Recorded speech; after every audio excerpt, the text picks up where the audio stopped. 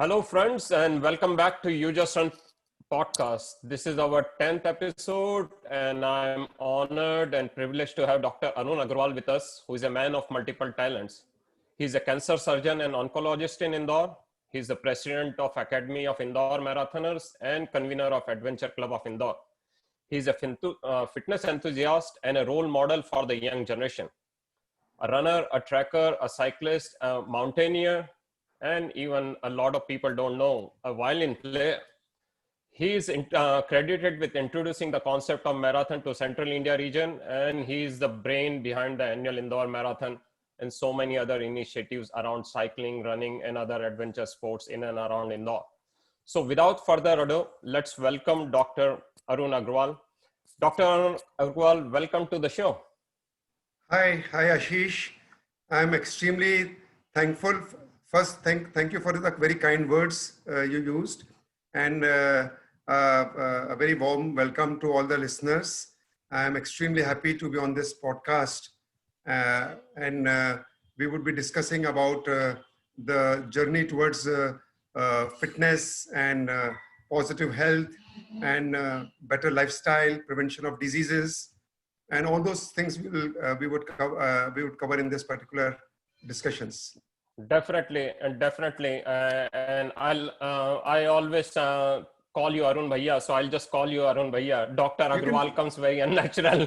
So Arun Bhaiya, I mean, I've personally seen you run and lead the teams in Indore for so many activities. So I'd just want to know, how did you get started into all this? Were you a runner, a fitness enthusiast from early on, or was there something which kind of propelled you in this direction? No, I was never a good. I was never a sports person in my college days, and I was overweight. After marriage, I gained weight. I went up to 93 kg weight, and I was not a fit person at all, you know.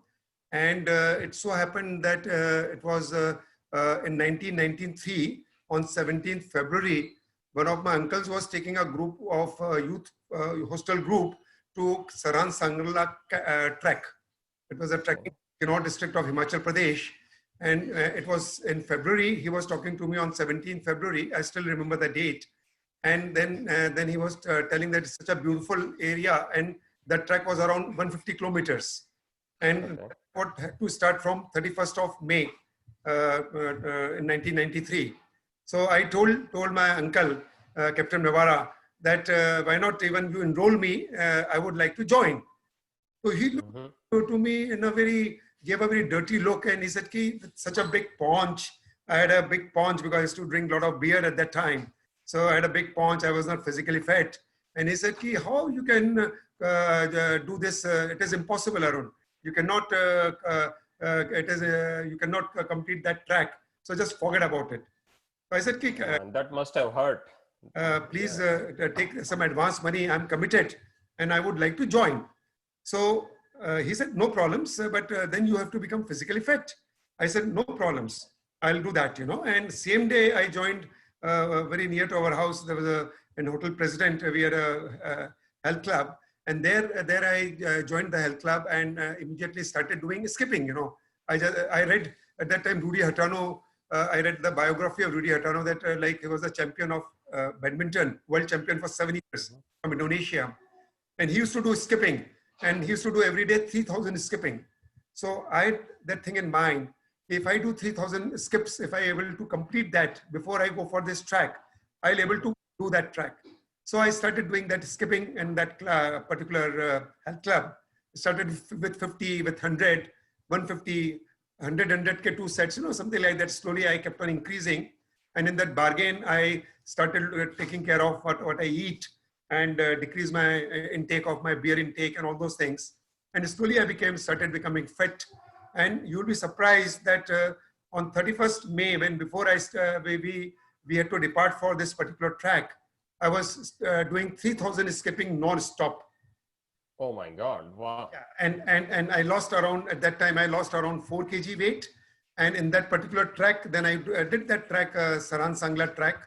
And I did that track. I was the senior most person at that time. I was 37 years old. And I was the person in that particular, all in that group of 40. And I could do that trekking very well.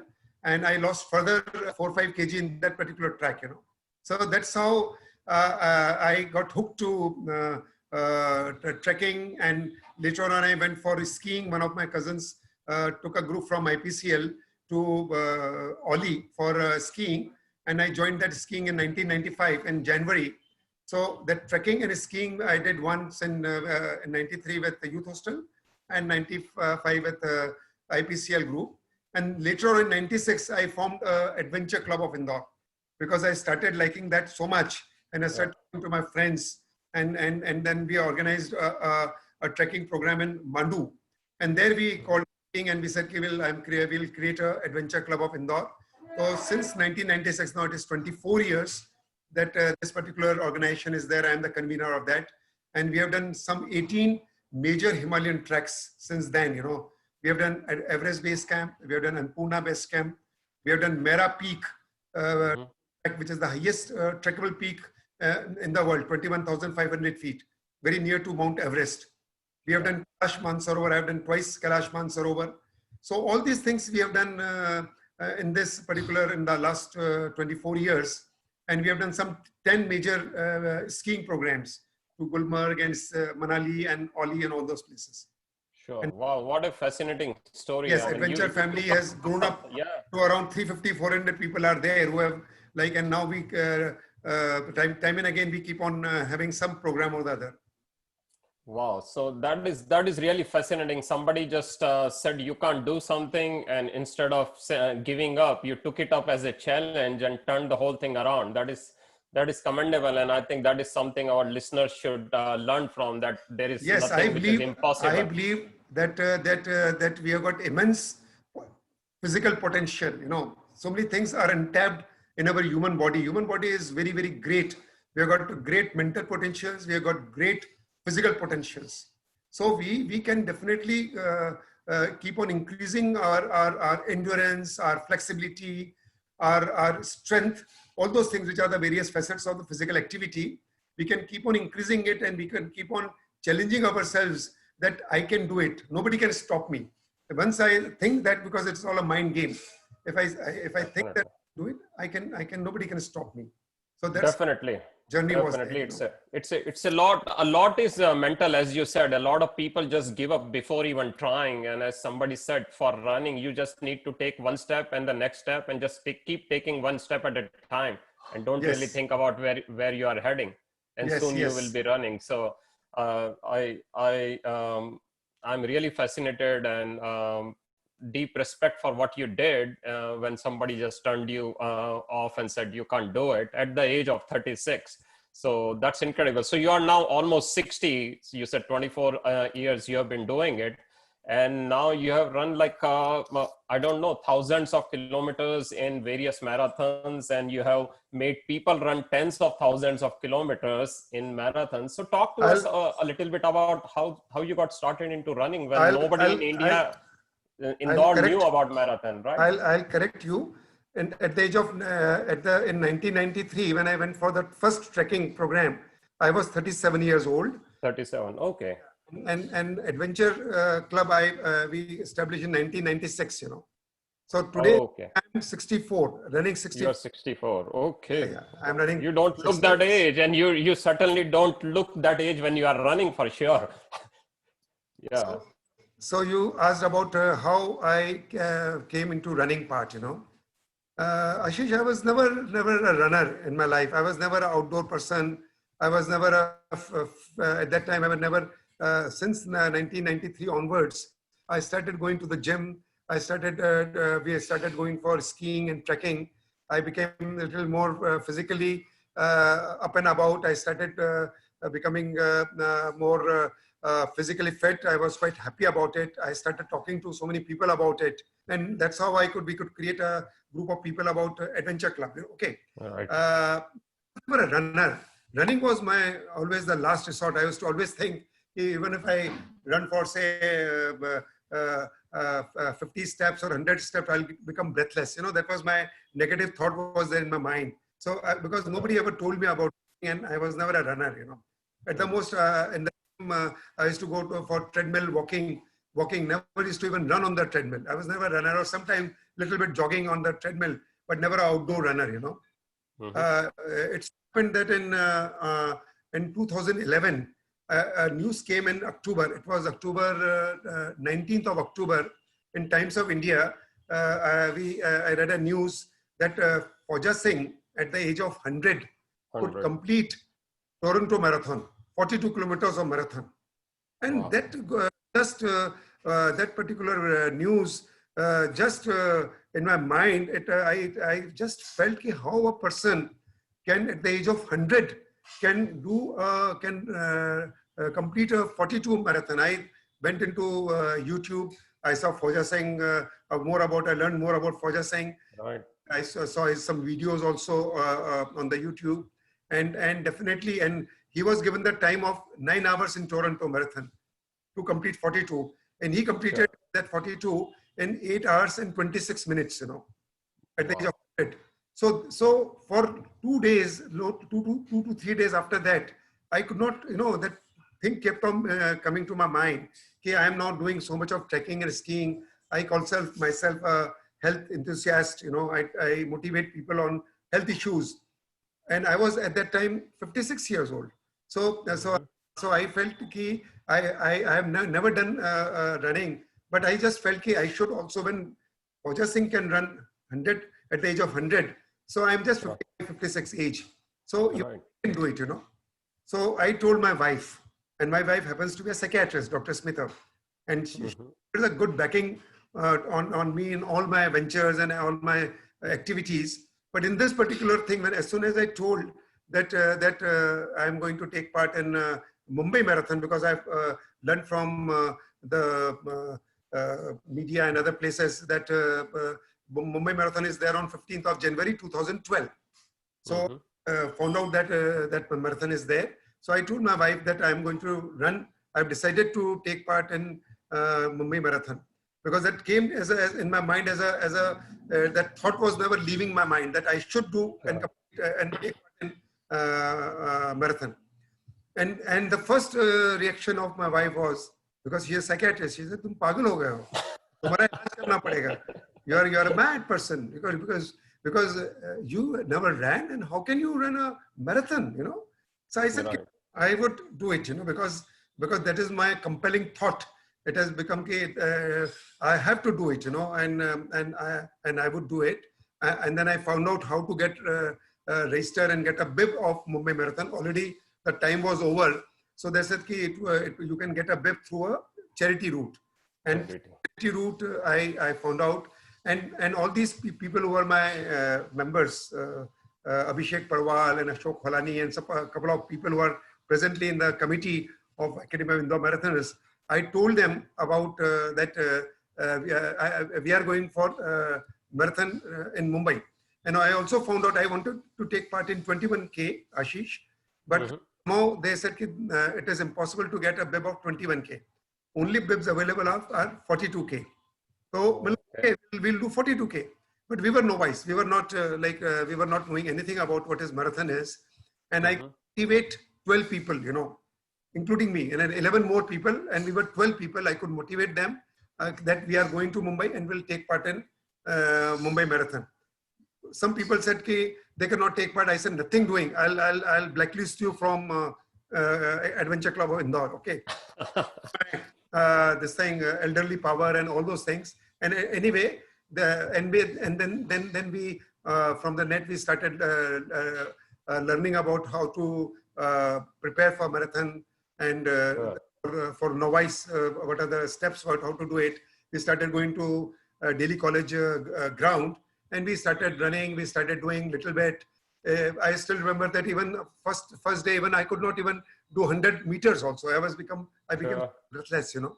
And that's how slowly we started taking every alternate day. We were started practicing marathon, and somehow and you will be surprised that out of 12 people, 11 people could complete 42 kilometers in the specified time.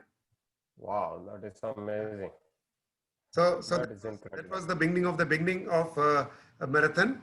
And in that bargain, because I was overweight, we did some training on the hard surface. I had a stress fracture of my tibia, a stress fracture of the tibia, Oh, and a stress fracture. But even in that also, so I would not advise that people should jump to 42 kilometers. Slowly, you should take steps. You should do 5K, then 10K, then 21K, and then 42K. But that definitely, definitely. and that was just a killer instinct was there that I should do it, and that's Yeah. I could do it. That's incredible story that you got inspired by Fauza Singh, and he is an inspiring personality, no doubt about that. And by fate of luck, you couldn't even try half marathon, so you just went all about the train for full marathon The full and marathon. did it. And Yeah, yeah, and I was on elbow crutches for 6 weeks because I had a small fracture of tibia while running. I had a severe pain, but I could complete that 24 kilometers. I could walk there, and I ran 24 kilometers, and then only walked and completed that marathon in 6 hours 45 minutes. Exactly 6 hours 45 minutes I took to complete that 42 kilometers. And then next year, then we from 12 people next year, then when we created a group, we were 27 people. So for 27 people at that time, I did 21 kilometer, and some people did 42. So that group swelled up in 2013, and in 2014 that swelled up to around 40 people. So yeah, I was one of them. I remember in 2014. So in I 20 credit my running to you. I mean, I was there with a lot of other people, and we had a ball. I mean, running Mumbai Marathon was such a great experience, and very I very think very not nice, Ashish. uh, And then the thought came, like so much of money we spend, coming and going to Mumbai, taking a flight, staying in a hotel, and then through the charity route, people have to pay. In 2011, we paid 5,000 rupees. In 2012, 12, we paid around, I think, 6,000 rupees. In 2014, I think when you took part, I think it was 7,000 or 7,500 something like that. Yeah. to the charity, so we started thinking, why not we do it in Indore, and I started talking to people that when Mumbai can do it, when Delhi can do it, when Hyderabad can do it, when Bangalore can do Not in the- it, Indore is growing town, so why not we conduct a marathon in Indore? And then, as usual, people were very negative. Mhm. They said Indore is a foodie town, and you're talking that people should run. Even if you give them money, if you give them 1,000 rupees also, they would not, And you're asking Right. that you take a registration fee and then ask them to run, So that type of feedback I got from majority of my colleagues and other places, other friends and people, But I said no. It is something which is very, very good. It is something which would improve the quality of life, because I'm into cancer field from last, this is my 39th year in cancer field. And every single day I see people suffering from chronic diseases, people suffering from pre-diabetes, diabetes, insulin resistance, hypertension, coronary artery disease, and so many cancers. And the cancers are also now shifting towards the left. Now more younger people we are seeing getting afflicted to cancer.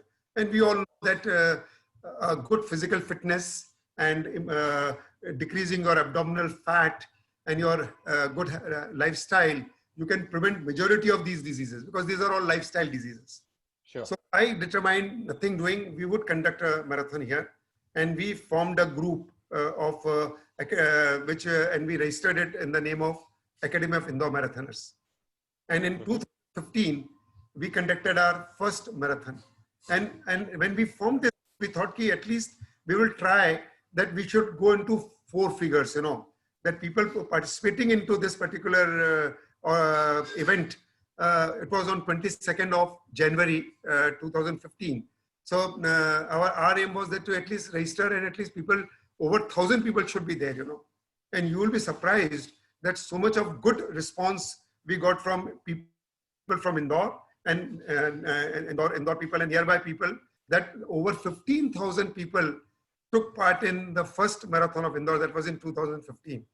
And all the goes to our team, Academy of Indore Marathoners. And also I would give credit to our mentor, Mr. Kailash Vijayvargi, Yeah. our chief patron, because he also helped us out in making this marathon go, Ashish. No, definitely. I clearly remember those days. I mean, it was so much enthusiasm. People were really pumped up, and first ever Indore marathon. It was incredible, and I was fortunate to be there for the first Indore marathon. And I think I later on I ran one of those as well. So Our, our incredible. theme, our theme on the first marathon was clean Indore, uh, Green Indore. green Indore, clean Indore, green Indore, healthy Indore. Healthy Indore. And one of Because the key things you talked about lifestyle related diseases. I think for a country like India, running is a sport which hopefully a lot of people can take because it's a very easy thing to do. It's a very low cost thing to do. And you don't really need any equipment. You don't really need gym. You don't really need those any expensive things, right? So it's very even if you easy. don't have good shoes, you can do barefoot running also. You can run barefoot as well. So really, I mean, Yes. there is no real excuse. And I mean, most of us have read the book Born to Run. So we are born to run in one way or other. So if we can do that, and hats off to you for motivating literally hundreds of thousands of people around Indore to take up this I cause. always I always tell people that that it is so simple, because we are basically inborn runners. We are royal animal. Basically, we are animal, and in our genes, those things are inborn, But we have with the modern lifestyle, we have all forgotten all those things. So when you take up running, I want to tell people who are not running or who are novice that at the age of 55, when I can start running, and I could run 42. And since then I'm running, I've taken Sure. part in multiple marathons. I did multiple marathons, and I also did some triathlon also. I also did a lot of cycling of 200 Mhm. kilometers, 300 kilometers. And so when I can do at this age, so even you and anybody can do it, because age is never a bar, especially when you are about 35, 40, definitely take a medical advice from your doctor about your basic parameters of your health, your sugar, your cholesterol, your blood pressure, your electrocardiogram, your stress test, that everything is fine. Then you start progressing into this line, and also take part. Slowly you increase your endurance, your stamina, and also take part and also do a lot of lower torso exercises and mid core exercises. Because a lot of people, when they start running, they develop some strain in the back, or they develop some runner's knee. They get pain in the knee or the calf, or they injure the ankle or calf.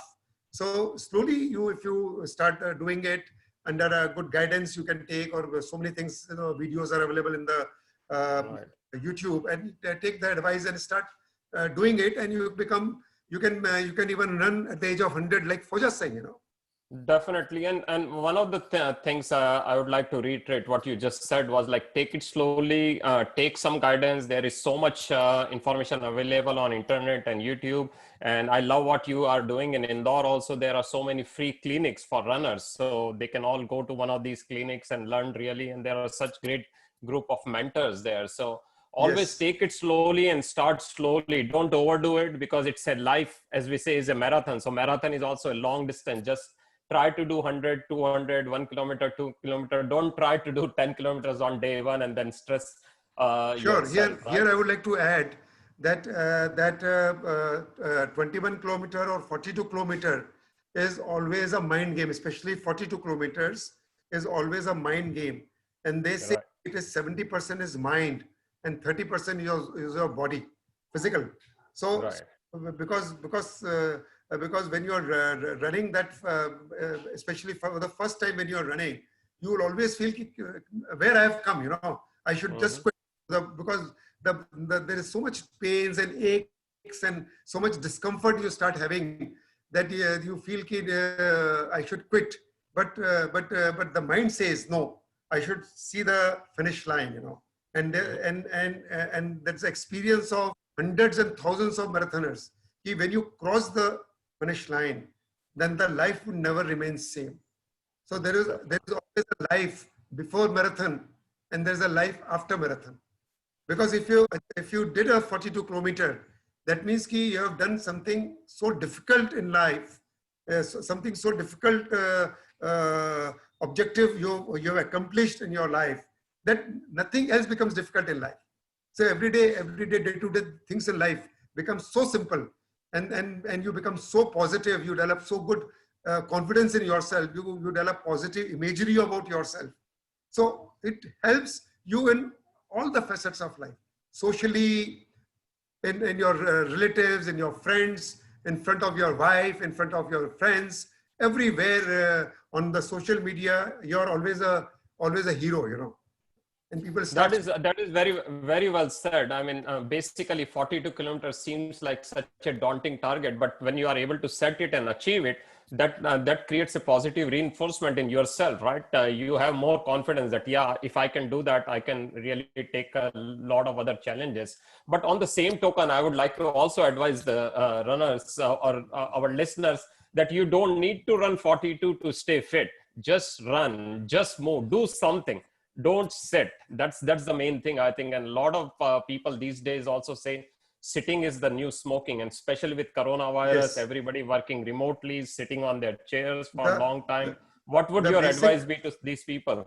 The basic recommendation is just 150 minutes a week, you know, 30 minutes, 5 days a week, 30 minutes, 5 days a week. If somebody is doing it, you are Right. major, it is for good cardio workout if you do.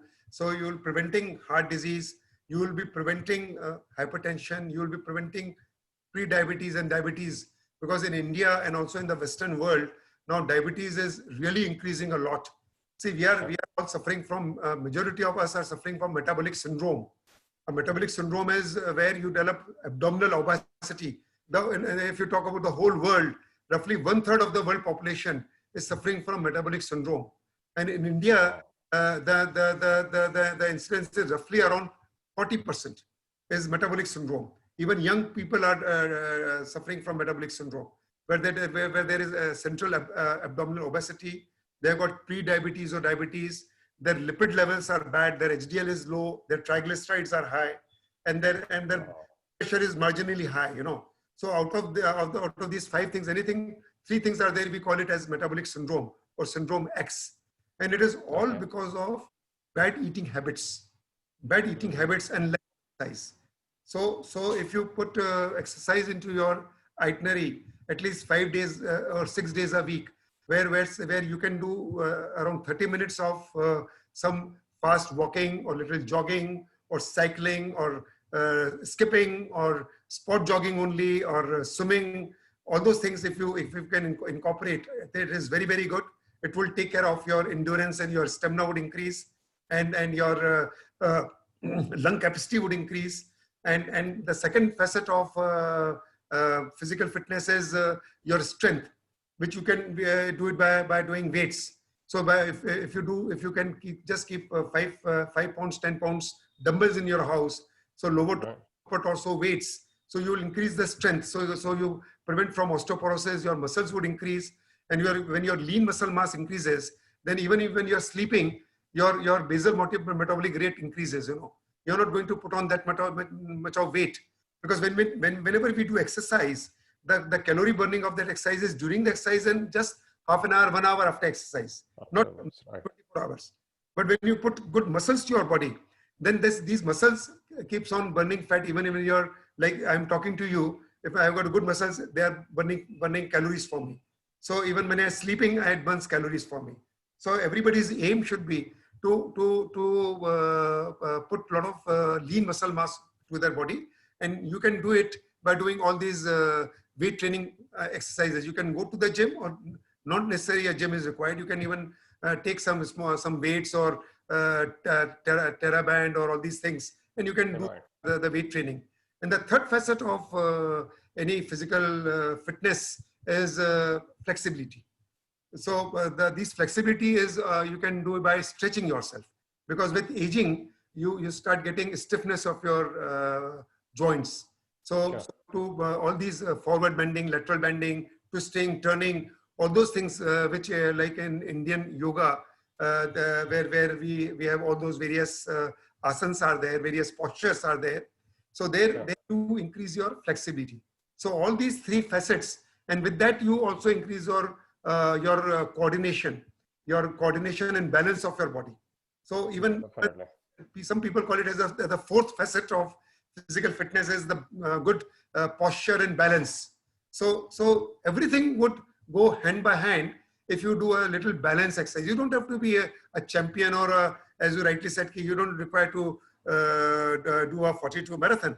You can do Sure. just a little thing and just inculcate that habit in your day-to-day activities, infuse it into your blood, and you find yourself that you are much at par with other people, much better than them, and you are prevented from all these chronic diseases, and you don't require the services of Dr. Arun Agarwal, who is a cancer specialist. Definitely not. I would love to chat with you on these things rather than some kind of ailment. But you have rightly put it in terms of physical fitness. Some of the basic things which we kind of lose sight of because we are so busy. That's what everybody says. I don't have time for all these things because I get up in the morning. I have so much work. I have this. I have that. But if you don't find time for your body, the body will make sure it stops in tracks, and then you will have to do things which are going to be, not preventive, but then those are going to be maintenance kind of things. So either you do a preventive thing by doing exercise, or you will have to go under a knife, which you won't like, right? Get operated or something. To those people who says that I don't have time for going to the gym, or I don't have time for exercises, I tell them that even in your day-to-day activity, you can become physically fit. Don't start Right. walking. You start using your vehicle little less, or maybe park your vehicle. If you have to go to say to a supermarket, or you have to go to your office, park it Sure. half a kilometer before that, and walk half a kilometer. Fast walk Right. half a kilometer. Fast walk half a kilometer. Come back. Or use stairs. Don't use lift. Sure. I never Sure. use lift in our intensive care in my hospital is on the 6th floor, and practically 3 times or 4 times a week I have to go there for my patient to see the patients. I never use my lift. I take 6 flights immediately. I just walk up and come down. So you can be active. You can do a little bit of gardening in your house. You can Right. do even some 5 minutes of sport jogging. I said if you have nothing, then at least just get up in the morning, and after you fresh yourself and do little bit of 5 minutes of some stretching and some 5 minutes of sport jogging you can do. And the skipping is so good, skipping exercise. Just keep a skip rope, and if you do some skipping, I think that is how I started my 3,000 skips, and for years together I doing those skips. So that will keep basically, you very, there are so many easy ways of incorporating exercise or movements basically in your daily life. So there is really no excuse. But there is one famous saying that you can't outrun your diet. So I think even after you do all that, a lot of your health is made in your gut. So let's talk a little bit about it, because you are from the medical background. I mean, you are a specialist in your field. So and in recent days, you have done some intermittent fasting, and on yourself, you have seen some amazing changes. So let's talk a little bit about that and what the listeners can learn from that. Ashish, it's a very, very good question you are asking. And here I would like to go a little bit of details about the diet and what we are getting. It is not only the obesity, we are getting the diabetes also. Because also we are getting diabetes, we are getting obese, and this is a metabolic factor. And here I can tell you that as I told that about the metabolic syndrome, roughly 1/3 of the world population, which is a huge number, is suffering from metabolic syndrome, and because of that, the leading cause of death today globally is heart disease, cancers, strokes, and lung diseases, chronic lung diseases. So these are the 4 major causes of death in the world. Okay, much more than what we are seeing are the deaths about corona. So this is much more than thousands times more than corona deaths. So because what is happening, with civilization, we have till 2000, 1960s, 1955, 60s, these chronic diseases was not there much. During Second World War, there was a paucity of food, So not developing diabetes and high blood pressures and cancers and all those things. That was quite low incidence was there. In 1960s or early 70s, when the first study in USA came about the recommendations about food and recommendations about and those food industry who started making Kellogg's and cornflakes, they started talking about taking breakfast, because see, our body is not meant to eat all the time. Our body, there is a in our genes, we have got inborn traits about feasting and fasting. And feasting is that whenever whenever there is a famine, wherever there is a scarcity of food, where the food is not available, like during those times when when we used to live in caves, when before winters we used to eat more, like how the grizzly bear eat and become fat so that he goes for hibernation, and there is a fat inside, and that fat he gets the energy. So similarly, even in our body, that system is there in our genes, that we can do very well. We can do fasting. We can get away without food for even days together, without getting sick, without getting weak, without getting unconscious, or we are not going to die if you don't eat for 2 days or 3 days. We are not going to die, because those hunter men, when you used to live in caves, you used to get some prey for some time, and for days together the prey was not there, So we used to live without food at those caves. If that is so, that the man would become weak, we are going to lose muscles, and we are going to become weak if you are not eating, then the human species would not continue till this time. We could have been extinct long time back. So that particular thing is there, that but with the civilization, we started eating a lot. And first, initially, they added breakfast and lunch and a dinner, 3 meals a day. And then it becomes more, again, food industry, they started pushing more things, and then we started snacking in between, So now an average person takes maybe 5 times or 6 times a day. He takes in between his snacks also. So our body is not meant for that. And this is all has to do with hormones, because and that's how people starts gaining weight. So here I would like to tell that people who wants to lose weight, because intermittent fasting, as you said, because I started doing intermittent fasting in January, it was another turning point in my life, because I was doing trekking, I was doing skiing, I started running marathons, but still my weight was not coming down below 85 kg, because at that time I was 93 kg. Ultimately, I came down to 85 kg. My weight used to fluctuate between from 85 to 90, 80, 88, 87, 88 kg, 89 kg, in that range, Okay. In January, I read a paper about intermittent fasting, and then I started reading more about the benefits of intermittent fasting, and that changed my life. And I started doing it from 1st of May. And Ashish, you'll be surprised that I have lost 18 kg weight since then. I was 89 kg, and today I was 71 kg. And it is so simple. It is very user friendly, and it is not difficult at all. And it comes into your lifestyle. That is called fasting lifestyle. Right. Oh, that is incredible. 18 kgs, and you look more radiant than the last time I met you. So definitely it has done wonders for you.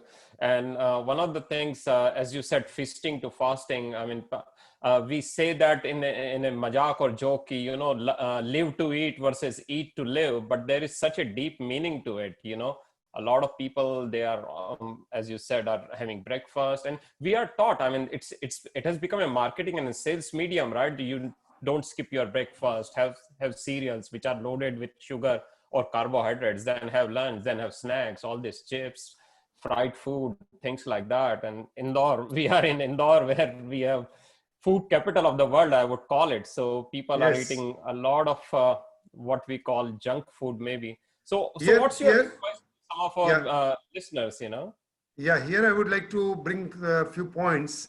Last 35, 40 years, they started the culprit because people started, because when they started eating more with the breakfast and snacks and all those, people started gaining weight. And slowly we started seeing the rise of these chronic diseases. The graph was going up and up and up, and Sure. and the culprit they labeled towards fats. They started putting the guns towards the fats, and they said Right, fat right. is not good. And last 30, 35 years, majority of we physicians, even including myself, I used to advise people that eat small frequent meals and eat low fat diet. Low Mhm. diet and the small frequent meals. This was the mantra of modern mantra of good physical fitness in these last 35 years. But I can tell you, and I want to tell all the listeners that that has created a havoc, that has created an epidemic of obesity, chronic heart disease, cancers, diabetes, and high blood pressure. So this never worked, and Right. that's how in 2000, because fasting is very age old. As I said, even hunters are doing it. Right. I'm surprised that in Vedas and Puranas in India, it is mentioned in Yadur Veda. Yadur Veda is 200 years, 1200 years BC, before Christ. Right. It is there's a complete chapter in Sanskrit. It is written in Sanskrit, but there's a complete chapter written on fasting, and even in Okay. Gita it is mentioned about the benefits of fasting. Even Gautam Buddha, Muhammad Pegambar, and Jesus Christ, even they all advocated. They used to themselves. They used to do fasting and about purity of souls and becoming mentally strong. They used to do fasting, and they used to tell the disciples to do that. So this is there in our religion, and religion of all the religions in the world, the fasting is there. But down the line, we forgot the virtues of fasting, and we started eating, and our life is now totally centralized on eating from birth to death. For every Yeah. small occasion, it is there, and it has to be celebrated. It has to be celebrated with a lot of food, with a lot of desserts, maybe anniversary or maybe a birthday party or anything is there, and you celebrate with food and drinks and all those things. So what here I want to caution is that you can eat, because see, nutrition is very important, and we Sure. require good proteins. We require some amounts of carbohydrates, and we also require good amounts of some amounts of good fats, in a balanced amount. But intermittent fasting is something which is not a diet, because people have done, if you open the net, you will see thousands and thousands of sites would claim that take this diet and that diet and For sure. this diet and Mediterranean diet and paleo diet and keto diet. Yeah. Thousands of diets are available, and it's going to give such benefit and this benefit and that benefit. But I can tell you that 99% of diets, they only work for 6 months, and they are Right. years. And here also I want to bring a very important thing, that for weight loss, exercise is just 10%, 5 to 10. Mhm. You can lose a little bit of your weight by doing regular exercise. Exercise would help you in toning your body, keeping your mind up and about. You release your endorphins in your brain, so there's a good sense of well-being. You feel very, very happy about it. There's a prevention Right. of these diseases. But for losing weight, you have to definitely concentrate on what you eat and when you eat. So what you eat is, you don't have to eat a lot of sugars, because the biggest culprit is sugar. All sugars, white sugar and refined carbohydrates. Number one is culprit is refined sugars and carbohydrates, refined carbohydrates. And number two culprit is vegetable oils. All these seed oils, again, which are very bad. We can talk about it later sometime about this in detail. But here I would want to mention that these are the two big culprits, Ashish. Sure, sure. And I mean, it's a fascinating topic. As you said, there are dime a dozen diets, and it's $1 trillion industry, the whole diet and weight loss industry. But a lot of people lose the basic sight of things which are centuries old. As you said, from Yajurveda time, some of these principles have been there, but people kind of tend to ignore those and just go whatever is the latest and trendy thing. And in 6 months, that diet loses appeal, and then they move on to next one. And in the process, maybe they are kind of destroying their bodies because they really don't know what's happening inside. And then later on, it comes out in form of some or the other lifestyle disease. So we'll definitely take another full episode to talk about intermittent fasting and things like I would, that. in very nutshell, I would little bit tell about what is this intermittent fasting is. Sure. In detail, we'll work out later on. We'll talk later on. Intermittent fasting is just a pattern of eating where you do time restricted eating. There is a difference between starving and fasting. Starving would never know when the second meal would come. There's a difference between starving or when you reduce your calorie. Whenever you reduce your calorie, like the Biggest Loser in US show, where you have to lose the weight and you get that big money, prize money, and people have lost around 40 kg or 50 kg. But majority of these losers later on, because there is no reunite program, because all losers have already gained weight and they've gained more than what they were to begin with. They lost weight by doing two things. They decreased their caloric intake by 40%, 50%, and they started doing exercise for 7 hours, 8 hours. These two things are going for the Biggest Losers, and then 6 months time, definitely they lost weight. But all things they gain weight. But what I'm talking is a fasting lifestyle where when you lose weight and then you are not going to regain weight. And this is a physiological loss of weight. And here we don't decrease our BMR. Whenever we start taking less calories in our food, then body would conserve energy and the BMR would come down. Our basal metabolic rate would come down. So to keep the basal metabolic rate up and about, you in intermittent fasting, you don't decrease your metabolic rate, basal metabolic rate. So here what you do, you only restrict your eating time window. You decrease your eating window because normally we eat for say 12 hours. Normally we say take a dinner at 9 o'clock in the night and we get up in the morning and take our fast by taking some food at 9 o'clock, which we call it as breakfast. So 12 hours, normally we do it. Some people do it 11 hours. They take breakfast at 8 o'clock. But you keep on increasing this time of not eating. So you delay your breakfast. If you take your breakfast at 9 o'clock, I'll advise start taking it 10 o'clock. Maybe on alternate days. You start, you have to do a metabolic switch in your body.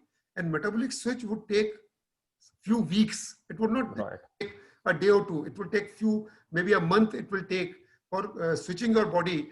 You want to switch your body for adopting yourself because we are used to burn glucose, carbohydrates. The basic substrate of carbohydrate is glucose. So we are burning glucose. We want to change our system from burning glucose to burning fat, which is there in our body. But when we keep on eating food, our sugar keeps on going up, our insulin level keeps on going up, and we develop insulin resistance. And insulin is a lipogenic hormone. It keeps on extra whatever the food is there. It keeps on depositing into your fat for that particular rainy day where the food is not available. But that day never comes, And we keep on fat and we keep on becoming obese, So to cut this particular cycle, we have to stop eating, So stop eating for some time. So you decrease your insulin, your sugar level, and in that bargain, you decrease your insulin level. 12 hours of fasting, you don't go to 13 hours, you go to 14 hours. And when you stop breakfast, then I advise that stop taking breakfast because that is the most easy thing people can do it because in the morning, and you can take green tea, or you can take black coffee, or you can take black tea also, without sugar and without milk. And you can take it, and you can also take apple cider vinegar. Apple cider vinegar, even Hippocrates, 400 years before Christ, he used to do fasting, and he used to take apple cider vinegar, because he knew the virtues of apple cider vinegar. Because apple cider vinegar, it decreases your insulin resistance, it decreases your appetite, and you don't feel hungry, when you take apple cider vinegar. So you can postpone your breakfast to 11 o'clock, 12 o'clock, and then you can merge the breakfast with your lunch. Or maybe you can early lunch. Normally, if you take lunch at 1 o'clock, so you can take lunch at, say, 12 o'clock. So 12 o'clock, if you take lunch and you take dinner at 8 o'clock, so it is 8 hours of eating window. So from 8 o'clock till next day, 12 o'clock, it is 16 hours of fasting. 16 hours, yeah. So this type of fasting is called 16-8. This is the most common thing, which is the most easy thing to do. If it is difficult for you, you can do 14-10. So you can take the eating window from, say, 10 o'clock in the morning till 8 o'clock in the evening. You can take breakfast at 10, take 1 o'clock your lunch, and take dinner at 8 o'clock. So in 14 hours, you can start with 14 hours, increase to 16 hours, then increase to 18 hours. Then take your, push your lunch further up, take the lunch at, say, 2 o'clock, and dinner at 8 o'clock. Or you can bring down your dinner to 7 o'clock or 6 o'clock. Like majority of the Americans and Europeans, they take their at 6 p.m. So one can, in India, we are taking it at 8 o'clock, 7 o'clock, 8 o'clock, but don't take it beyond 8 o'clock, because again, that would not help you in decreasing your weight and cause a lot of other problems, So this is like intermittent fasting, and then you keep on increasing it, and it has to do with insulin. And you'll find that you'll start losing weight. Initially, you will lose more weight because of your water loss is there, and later on you will see that slowly you'll start losing your weight. So you have got various objectives about fasting: to lose weight, for longevity. It has created a big impact on longevity. If you read David Sinclair, who has written a book by the name Lifespan. Dr. David Sinclair is a professor of genetics in Harvard University, and he has recently written a book by the name Lifespan. And there's a clear indication that by doing intermittent fasting, you can increase your lifespan well beyond 100 years, because we are destined to live for 120 years, Ashish. But we are not because of diseases. We are dying because of old age. Because definitely because of diseases. This is fascinating, and I think we can talk on hours on this topic. And before we realize, we are almost into an hour on this recording. So I would like to thank you so much for your time, and I had such a fab time listening to you and your passion about not only fitness but about longevity, intermittent fasting, and just general well-being of people. That is just very motivating. So I'm sure we'll come back again and talk about intermittent fasting and longevity in one of the episodes. Any parting thoughts to our viewers who are just sitting on the fence, who said, I have never run in my life, or I have never done fasting in my life. What do I do? So how does somebody start on day 1 and continue for day 30? There's a great saying that if you have to walk 1,000 miles, take first step. So you have to say that you can do it. Most important is you have to have confidence yourself that you can do it and nobody can stop it. And start doing it in a small way. Start doing walking little fast. More walking, and then little bit of jogging, walking, jogging, and then maybe start running. Slowly you would start doing it. You will start developing confidence in yourself and strengthen your knee joints. Take advice from some ortho or some physiotherapist, and they can guide you how to take care about your nutrition, your knee joints. Take advice from a nutritionist. So a dietitian who can advise about the diet part, So all these things would help you in becoming more physically fit and becoming more positive and prevent from all these chronic diseases. No, definitely. I think that's great advice. And just one bit I would like to add is, don't think of it as a chore. you have to enjoy something. If you start enjoying it by doing it, then you will be motivated to do it, and maybe find a partner, because that is a great thing also, right? If you have a running group or a group of buddies who are waiting for you in the morning, then you feel in your bed, oh, I can't let them down. Let me get up and go. So I Yes. think that really helps also build the reinforcement. Arun Bhaiya, it was great talking to you. It has been fascinating journey of yours so far, and I hope you can keep inspiring all of us for years and future to come. I'll circle back with you on more topics because you have a ton of knowledge, and I'd like to have our listeners gain from that. But And, thank you so much for this one, and I'll see you soon. and same here, Ashish. I really, really enjoyed talking to you and sharing my little bit about my knowledge to the listeners, and I hope they would get benefited. Thank you very much. Thank you. Thank you. Thank you. Bye-bye. Bye-bye. Bye-bye.